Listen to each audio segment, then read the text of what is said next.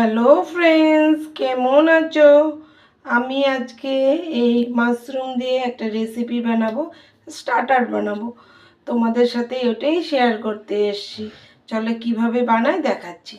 প্রথমে মাশরুমগুলো কেটে ধুয়ে নিচ্ছি। মাশরুমগুলোকে কেটে ধুয়ে নিয়েছি আর রসুন কুচি করে নিয়েছি। অনেকটা রসুন কুচি করে নিয়েছি।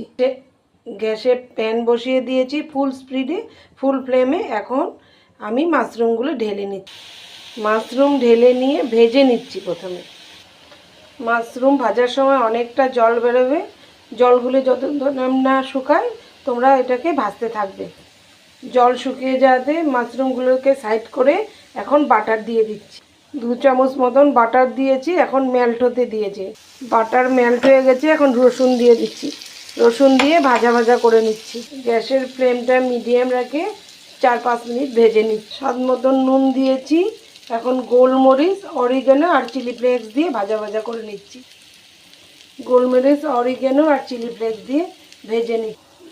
লাস্টে অল্প কর্নফ্লোরের দিয়ে নিচ্ছি।